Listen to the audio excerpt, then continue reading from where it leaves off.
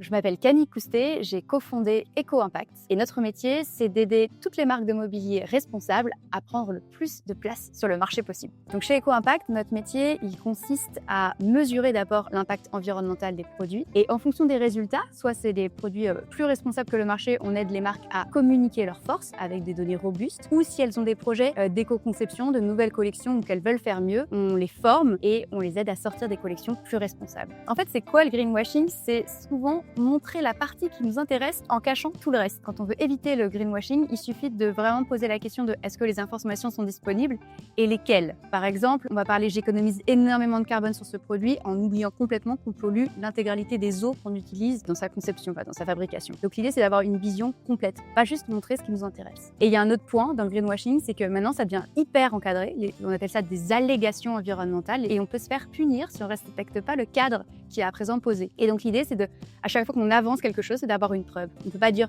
écologique, éco-conçu, si on ne peut pas le prouver. Donc à chaque fois, poser les questions. Je pense que ça a été un coup de cœur de toute l'équipe Eco-Impact dès qu'on a rencontré l'équipe Hexagone parce que en fait, c'est hyper rare, mais dès le départ, dès la création, c'est l'idée d'apporter vraiment quelque chose de responsable sur le marché, disruptif. Alors en quoi Hexagone est hyper cohérent sur l'intégralité du cycle de vie? Parce que c'est ça la question. En effet, l'éco-conception, c'est pas juste des matières premières responsables, c'est l'idée de se poser des questions.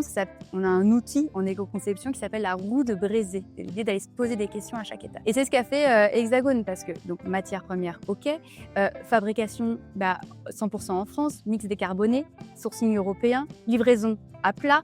Et surtout, gros travail sur la durée de vie. Parce que la durée de vie, c'est l'élément clé dans l'impact du mobilier. Donc, il y a des pièces détachées, c'est réparable. Moi, au départ, le switch de l'armoire qui se transforme en plein d'autres éléments, de ces armoires à rideaux, moi, j'en ai vu des kilomètres dans mes anciennes boîtes.